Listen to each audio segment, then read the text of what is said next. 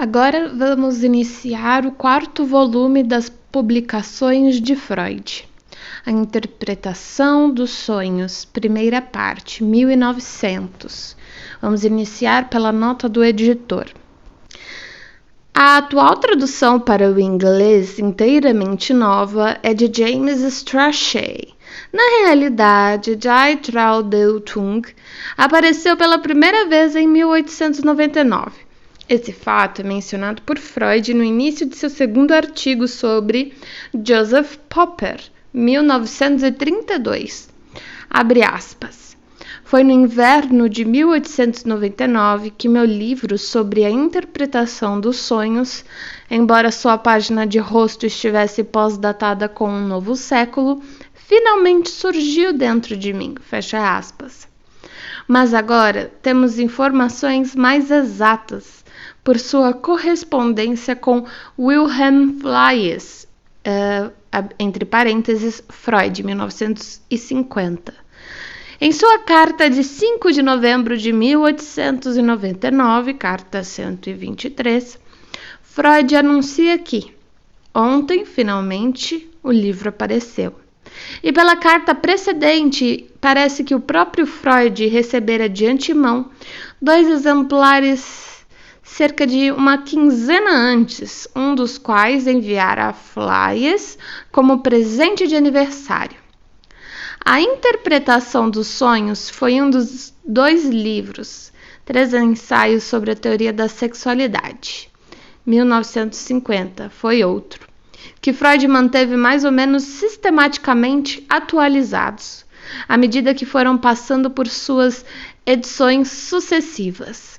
Após a 3ª edição da presente obra, as alterações nela feitas não foram indicadas de maneira alguma, o que produzia um efeito algo confuso sobre o leitor das edições posteriores, visto que o novo material às vezes implicava um conhecimento de modificações dos pontos de vista de Freud, que datam de épocas muito posteriores ao período em que o livro foi originalmente escrito.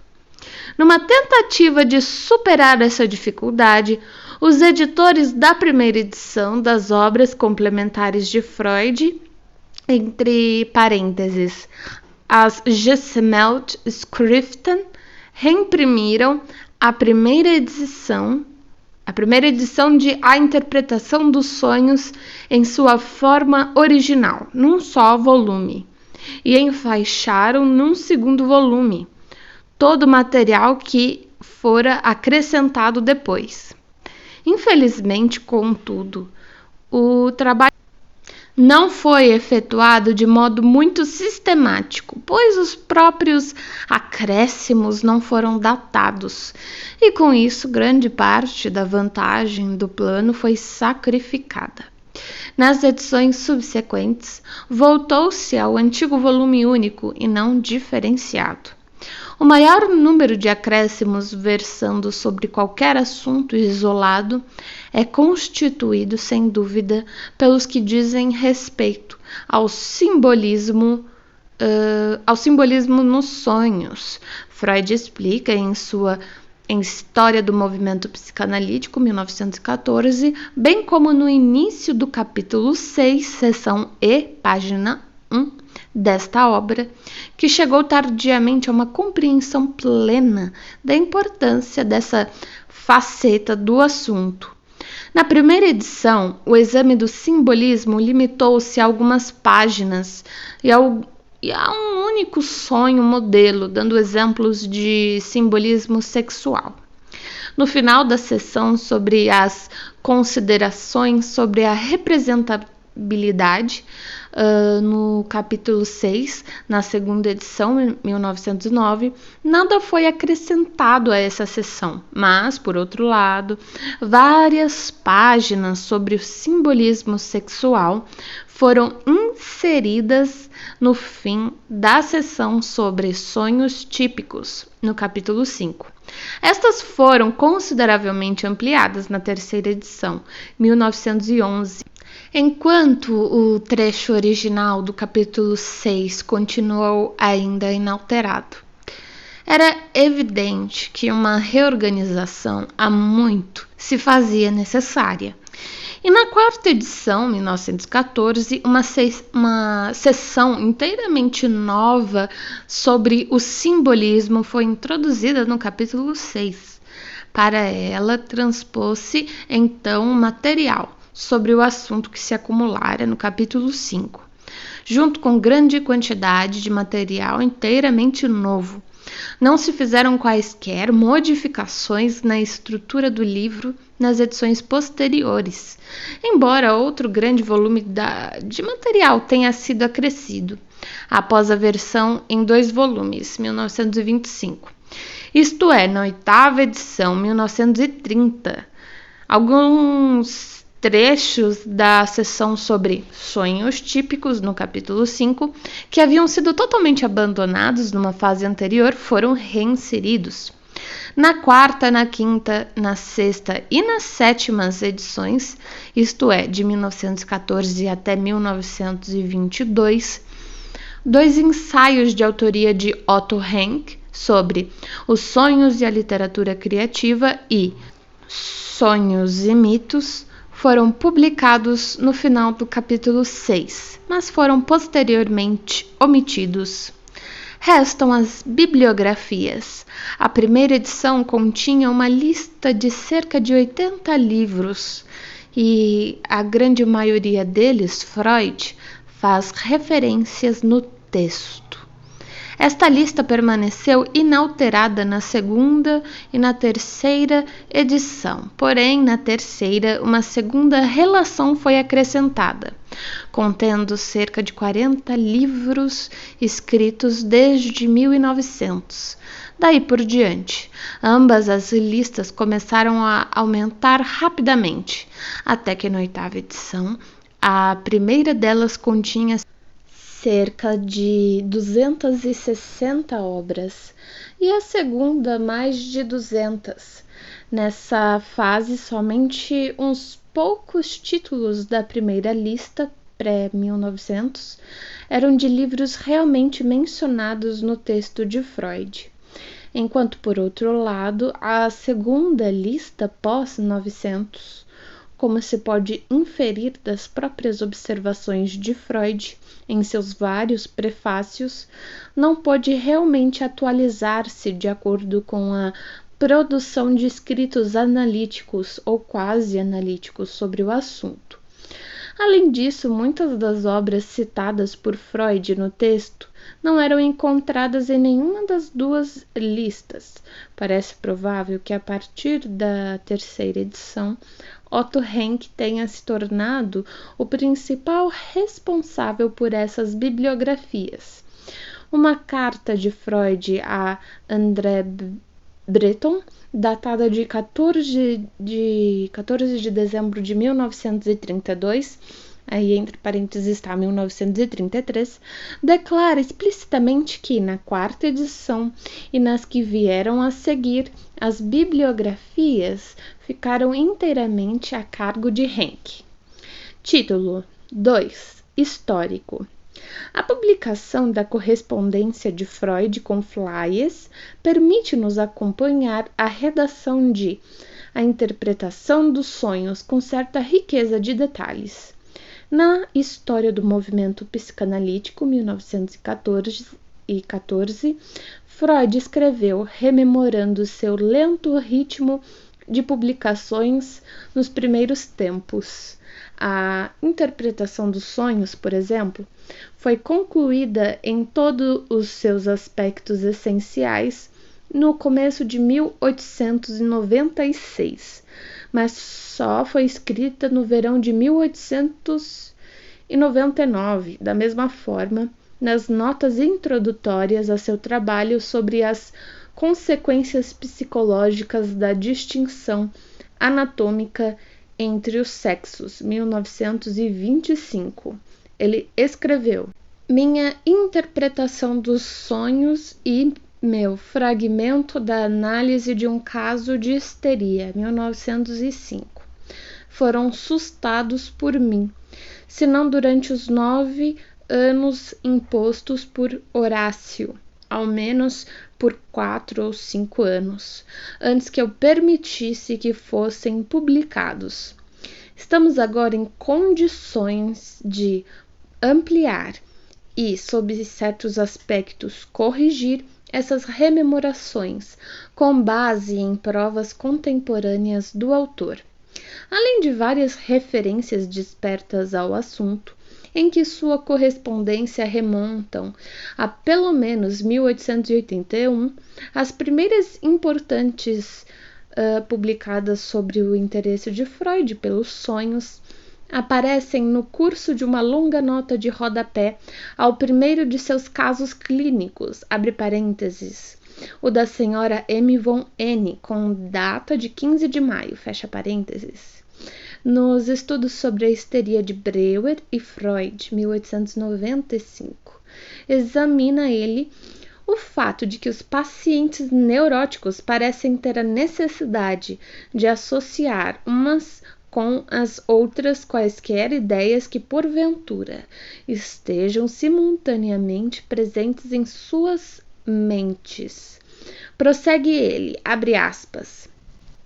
Não faz muito tempo pude convencer-me da intensidade de uma compulsão dessa espécie à associação, a partir de algumas observações feitas num campo diferente. Durante várias semanas vi-me obrigado a trocar minha cama habitual por uma mais dura, na qual tive sonhos numerosos ou mais nítidos, ou na qual talvez não tenha conseguido atingir a profundidade normal do sono. No primeiro quarto de hora depois do acordar, recordava-me de todos os sonhos que tivera durante a noite, e me dei ao trabalho de anotá-los e tentar solucioná-los. Consegui relacionar todos esses sonhos com 2 fatores. Com a necessidade de elaborar quaisquer ideias de que só tivesse tratado de modo superficial durante o dia, que tivessem sido apenas mencionadas e afinal não tivessem sido tratados. E 2, com a compulsão de vincular quaisquer ideias que pudessem estar presentes no mesmo estado de consciência. O caráter absurdo e contraditório dos sonhos pode ser investigado até a ascendência não controlada desse segundo fator, fecha aspas. Infelizmente, não se pode datar esse trecho com exatidão. O prefácio ao volume foi escrito em abril de 1895. Uma carta de 22 de junho de 1894, carta 19, parece implicar que os casos clínicos já estavam concluídos nessa ocasião. E isso certamente já havia ocorrido em 4 de março de 1895. A carta de Freud dessa data, carta 22, é de particular interesse por dar o primeiro vislumbre da teoria da realização do desejo. No decorrer dessa carta, Freud cita a história do sonho de conveniência do estudante de medicina, que se acha incluído nas páginas 1 e 2 deste volume. Entretanto, foi somente em 24 de julho de 1895 que a análise de seu próprio sonho com a injeção de Irma, o sonho modelo do capítulo 2, estabeleceu essa teoria em definitivo na mente de Freud. Ver carta 137 de 12 de junho de 1900. Em setembro desse mesmo ano, 1895, Freud escreveu a primeira parte de seu projeto para uma psicologia científica, publicado como apêndice à correspondência com Flies e às seções 19, 20 e 21 do projeto. Constituem uma primeira abordagem de uma teoria coerente dos sonhos. Ele já inclui muitos elementos importantes que reaparecem na presente obra tais como 1. O caráter da realização de desejos dos sonhos. 2. Seu caráter alucinatório. 3. O funcionamento regressivo da mente nas alucinações e nos sonhos, o que já fora apontado por Breuer em sua contribuição teórica aos estudos sobre a histeria. E 4. O fato de o estado do sonho envolver paralisia motora. 5. A natureza do mecanismo do deslocamento dos sonhos. E 6. A semelhança entre o mecanismo dos sonhos e dos sintomas neuróticos. Mais do que isso, contudo, o projeto traz uma indicação clara do que é provavelmente a mais crucial das descobertas dadas ao mundo em A Interpretação dos Sonhos, a distinção entre os dois diferentes modos de funcionamento psíquico, os processos primários e secundários. Isso, contudo, está longe de esgotar a importância do projeto e das cartas a Flies escritas em relação a tal projeto em fins de 1895. Não é exagero afirmar que a grande parte do 7º capítulo de A Interpretação dos Sonhos e, de fato, dos estudos metapsicológicos posteriores de Freud só se tornou plenamente inteligível a partir da publicação do projeto. Os estudiosos dos escritos teóricos de Freud têm estado cientes de que, até mesmo em suas especulações psicológicas mais profundas, encontra-se pouco ou nenhum debate sobre alguns dos conceitos mais fundamentais de que ele se vale. Conceitos, por exemplo, como os de energia psíquica, soma de excitação, catexia, quantidade, qualidade, intensidade e assim por diante. Praticamente, a única abordagem explícita de uma discussão sobre esses conceitos nas obras publicadas de Freud é a penúltima frase de seu primeiro trabalho sobre as neuropsicoses de defesa, 1894, no qual formula a hipótese de que, nas funções mentais, deve-se distinguir algo, uma carga de afeto ou uma soma de excitação que possui todas as características de uma quantidade, embora não tenhamos meios de medi-la, passível de aumento, diminuição, deslocamento e descarga, e que se espalha sobre os traços mnêmicos das representações como uma carga elétrica espalhada pela superfície de um corpo. A escassez de explicação dessas ideias tão básicas nos escritos posteriores de Freud sugere que ele presumia que elas fossem uma coisa tão natural para seus leitores quanto eram para ele mesmo. E devemos nossa gratidão à correspondência com Flies, publicada póstumamente, por lançar muita luz precisamente sobre esses pontos obscuros.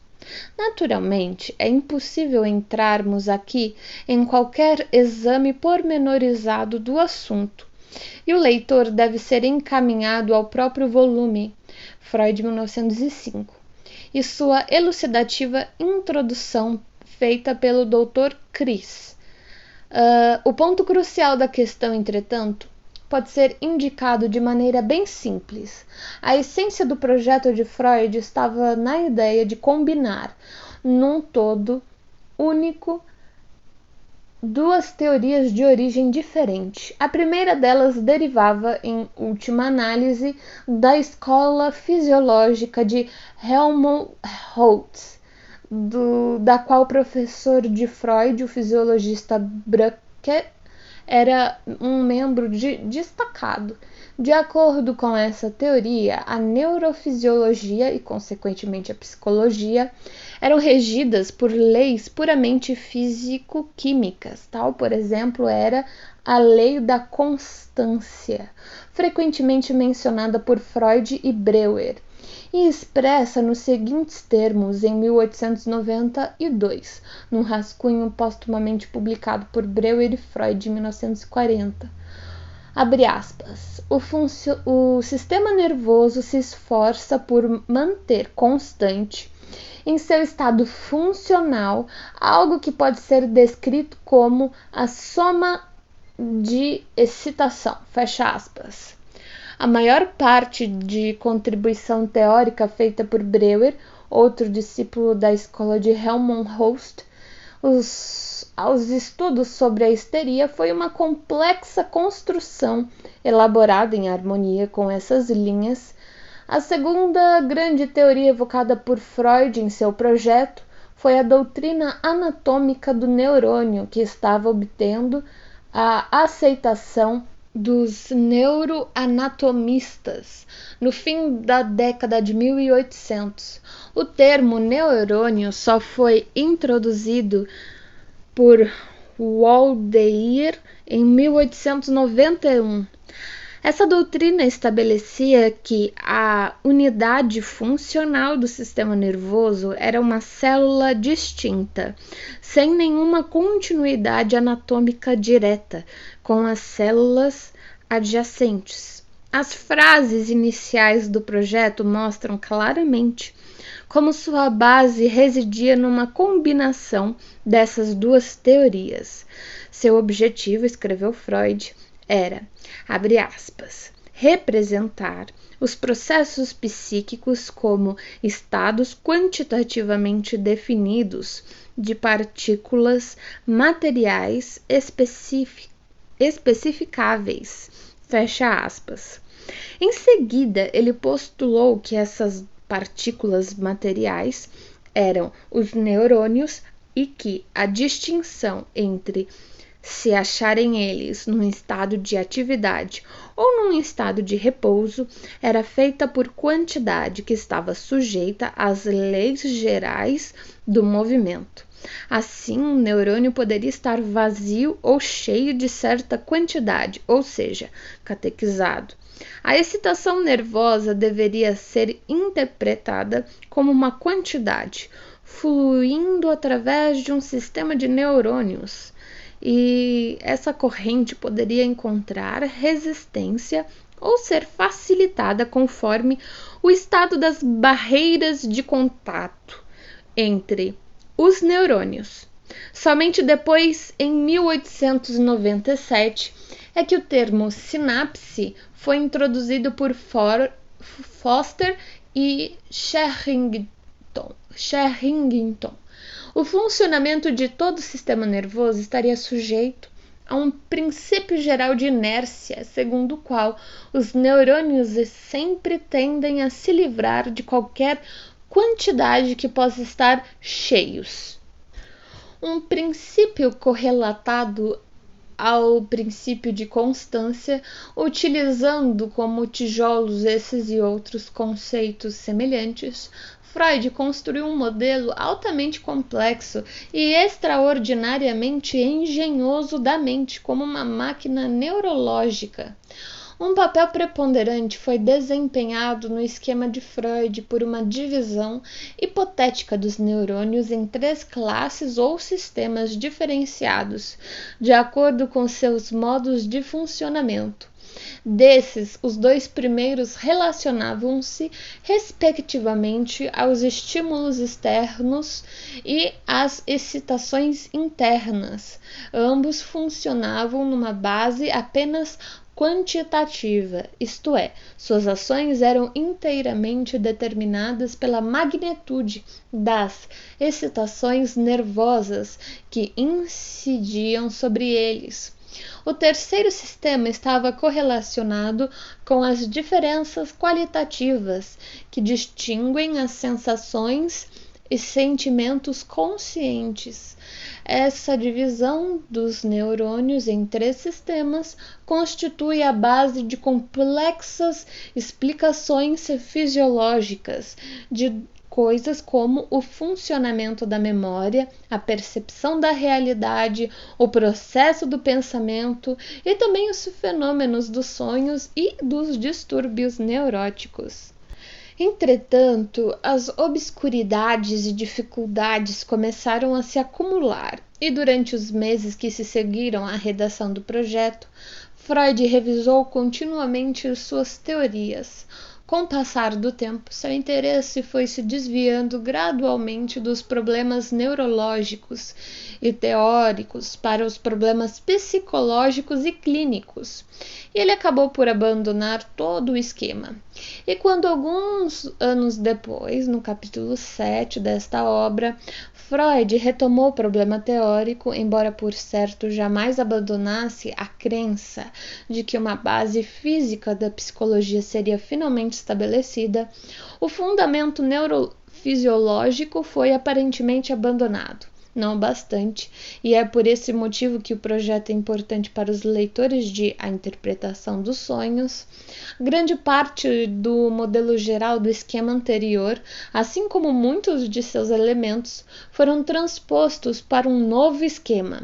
O sistema de neurônios foram substituídos por sistemas ou instâncias psíquicos. Uma catexia hipotética da energia psíquica tomou o lugar da quantidade física. O princípio da inércia tornou-se a base do princípio do prazer, ou como Freud denominou aqui, do princípio do desprazer.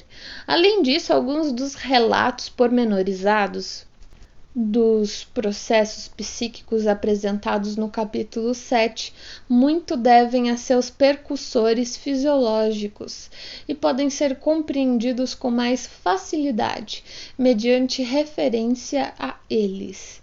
Isso se aplica, por exemplo, à descrição do armazenamento dos traços de memória nos sistemas minêmicos, ao exame da natureza dos desejos e das diferentes formas de satisfazê-lo, e a ênfase dada ao papel desempenhado pelos processos verbais de pensamento na adaptação às exigências da realidade.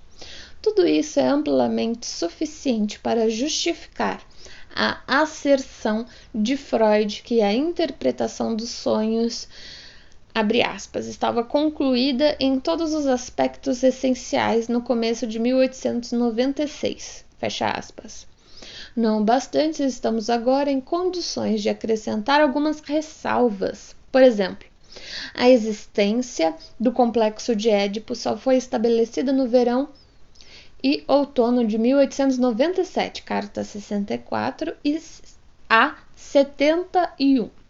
E embora isso não constituísse por si só uma contribuição direta à teoria dos sonhos, mesmo assim desempenhou um papel relevante ao ressaltar as raízes infantis dos desejos inconscientes subjacentes aos sonhos. De importância teórica mais evidente foi a descoberta da onipresença nos sonhos do desejo de dormir.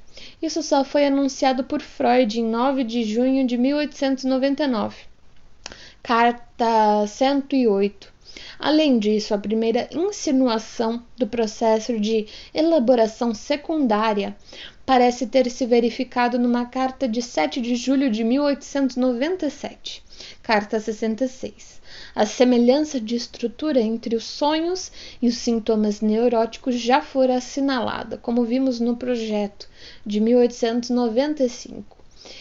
E houve alusões periódicas a ela até o outono de 1897. Curiosamente, contudo, daí por diante, parece ter caído no esquecimento, pois é anunciado em 13 de janeiro de 1899, carta 101, como uma nova descoberta e como uma explicação da razão por que o livro permanecera inacabado por tanto tempo. A correspondência com Flies permite-nos acompanhar com alguns detalhes, o processo efetivo de composição.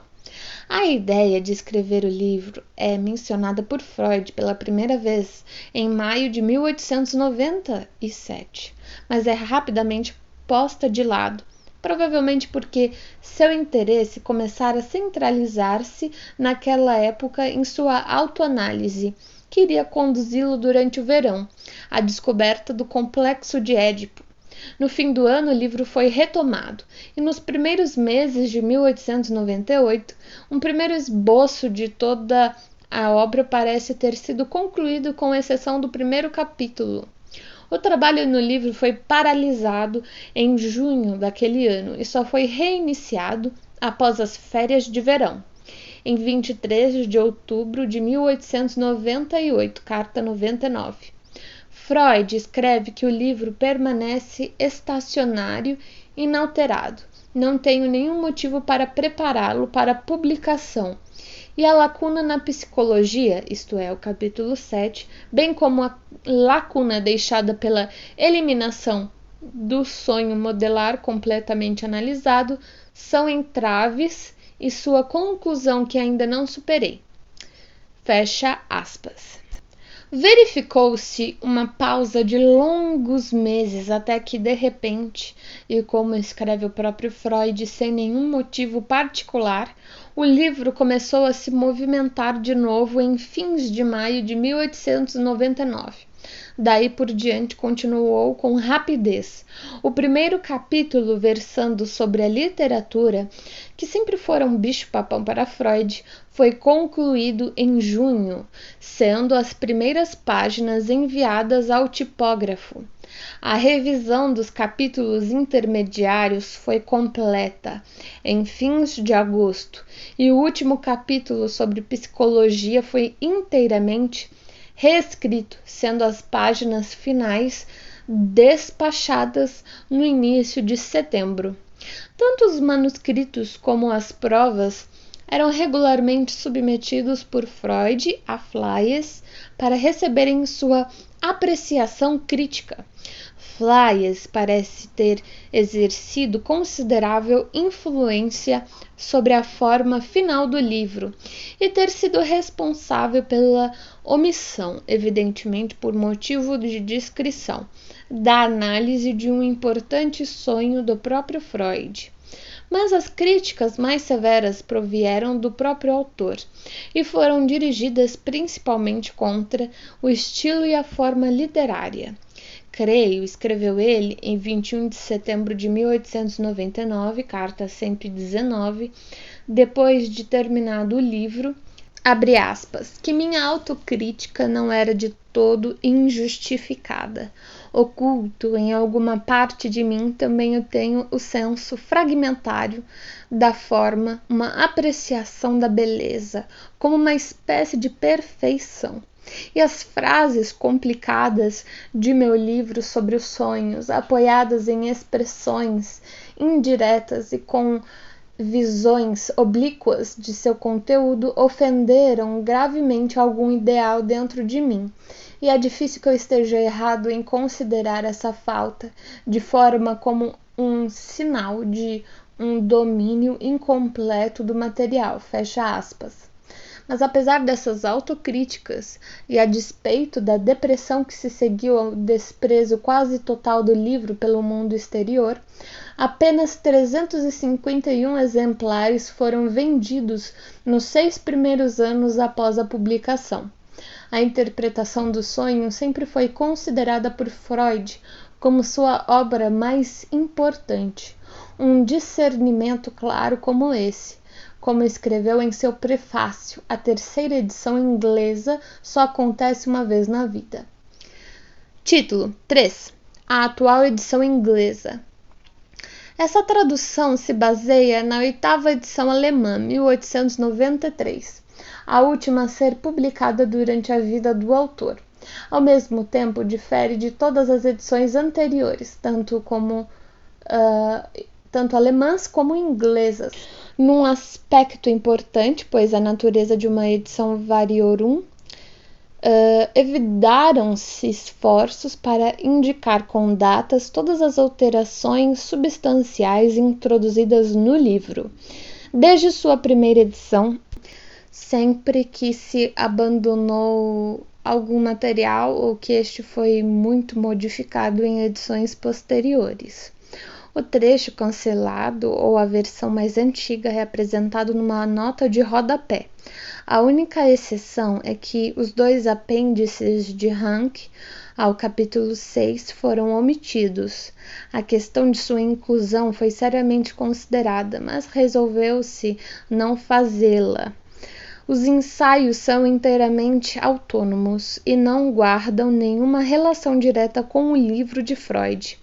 Teriam ocupado mais ou menos outras 50 páginas e, particularmente para os leitores da língua inglesa, não esclareceriam nada, visto tratarem principalmente da literatura e mitologia germânicas. A bibliografia foram refundidas por completo. A primeira delas contém uma lista de todas as obras realmente citadas no texto ou nas notas de rodapé. Essa bibliografia foi também disposta para servir de índice de autores. A segunda bibliografia encerra todas as obras da lista alemã pré-1900, não efetivamente citadas por Freud. Parece que valia a pena imprimi-las, visto não ser acessível com facilidade nenhuma outra bibliografia comparavelmente completa da literatura mais antiga sobre os sonhos. Os textos posteriores a 1900, salvo pelos realmente citados e, por conseguinte, incluídos na primeira bibliografia, não foram levados em consideração. Deve-se, contudo, fazer uma advertência no tocante a ambas as minhas listas. Uma pesquisa demonstrou uma proporção muito elevada de erros nas bibliografias alemãs. Estes foram corrigidos sempre que possível, mas um número considerável de verbetes revelou-se impossível de localizar em Londres, e estes, que são distinguidos por um asterisco, devem ser considerados suspeitos. Os acréscimos feitos pelo editor vêm entre colchetes. Muitos leitores, sem dúvida, ficarão irritados com o número de referências e outras notas explicativas. As referências, contudo, dizem respeito essencialmente aos escritos do próprio Freud, encontrando-se um número muito reduzido em relação a outros autores, afora naturalmente as referências feitas pelo próprio Freud.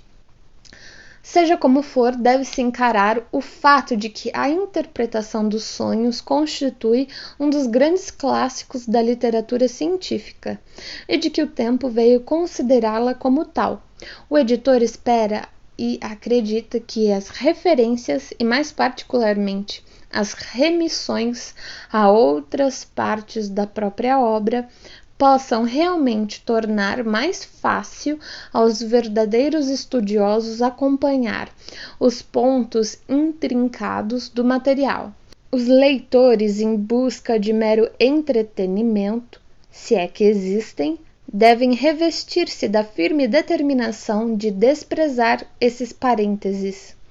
Cabe acrescentar algumas palavras sobre a própria tradução.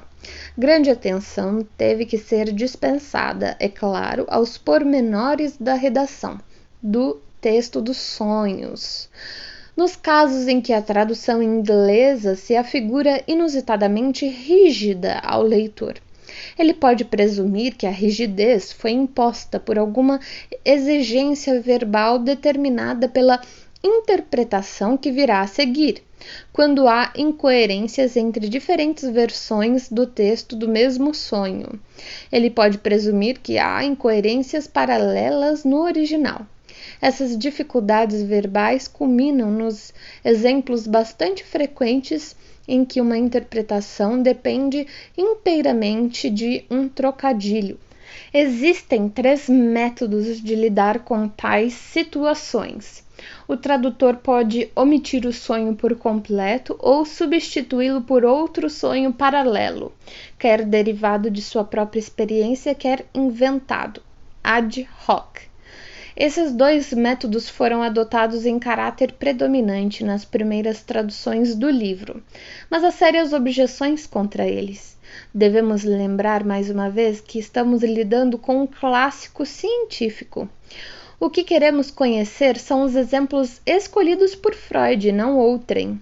Consequentemente, essa tradução adotou a pedante e cansativa terceira alternativa de manter o trocadilho alemão original, explicando-o trabalhosamente entre colchetes ou numa nota de rodapé. Qualquer graça que se pudesse extrair dele se evapora por completo nesse processo. Mas esse, infelizmente, é um sacrifício que tem que ser feito. Na cansativa tarefa de leitura das provas tipográficas, recebeu-se a ajuda generosa, entre outros, da senhora R.S. Partridge e do Dr. C.F. Rycroft. A senhora Partridge é também uma grande parte responsável pelo índice alfabético. A revisão das bibliografias esteve predominantemente a cargo do Sr. G. Talland. Finalmente, o editor deseja expressar seus agradecimentos ao Dr. Ernest Jones por sua constante orientação e estímulo. Poder-se-á constatar que o primeiro volume de sua biografia de Freud lança inestimável luz sobre os antecedentes desta obra como um todo, bem como sobre muitos de seus pormenores. Título: Prefácio. Tentei neste volume fornecer uma explicação da interpretação dos sonhos, e ao fazê-lo, creio não ter ultrapassado a esfera de interesse abrangida pela neuropatologia, pois a pesquisa psicológica mostra que o sonho é o primeiro membro de uma classe de fenômenos psíquicos anormais, da qual outros membros, como as fobias histéricas, as obsessões e os delírios, estão fadados por motivos práticos a constituir um tema de interesse para os médicos. Como se verá a seguir, os sonhos não podem fazer nenhuma reivindicação semelhante de importância prática, mas seu valor teórico como paradigma é, por outro lado, proporcionalmente maior. Quem quer que tenha falhado em explicar a origem das imagens oníricas, dificilmente poderá esperar compreender as fobias, obsessões ou delírios, ou fazer com que uma influência terapêutica se faça sentir sobre eles. Mas a mesma correlação que responde pela importância do assunto deve também ser responsabilizada pelas deficiências desta obra. Os encadeamentos rompidos que, com tanta frequência, interrompem minha apresentação, nada mais são do que os numerosos pontos de contato entre o problema da formação dos sonhos e os problemas mais abrangentes da psicopatologia. Estes não podem ser tratados aqui, mas se o tempo e as forças o permitirem e houver mais material à disposição, eles serão objeto de comunicação posteriores. As dificuldades de apresentação foram aumentadas ainda mais pelas peculiaridades do material que tive de utilizar para ilustrar a interpretação dos sonhos. Tornar-se-á claro no decorrer da própria obra o motivo por que nenhum dos sonhos já relatados na literatura do assunto ou coligidos de fontes desconhecidas poderia ter qualquer serventia para os meus propósitos. Os únicos sonhos dentre os quais pude escolher foram os meus e os de meus pacientes em tratamento psicanalítico, mas fui impedido de utilizar o segundo material, pelo fato de que, nesse caso, os processos oníricos estavam sujeitos a uma compilação indesejável, em vista da presença adicional de características neuróticas. Mas se quisesse relatar meus próprios sonhos, a consequência inevitável é que eu teria de revelar ao público maior número de aspectos íntimos de minha vida mental do que gostaria, ou do que é normalmente necessário para qualquer escritor que seja um homem de ciência e não um poeta. Tal foi a penosa, mas inevitável exigência, e me submeti a ela para não abandonar por completo a possibilidade de fornecer a comprovação de minhas descobertas psicológicas. Naturalmente, contudo, não pude resistir à tentação de aparar as arestas de algumas de minhas indiscrições, por meio de omissões e substituições. Sempre que isso aconteceu, porém, o valor de meus exemplos se viu drasticamente reduzido. Posso apenas manifestar a esperança de que os leitores deste livro se coloquem em minha difícil posição e me tratem com indulgência. E, além disso, que qualquer um que encontre alguma espécie de referência a si próprio em meus sonhos se disponha a conceder-me o direito à liberdade de pensamento, a menos em minha vida onírica, senão em qualquer outra área.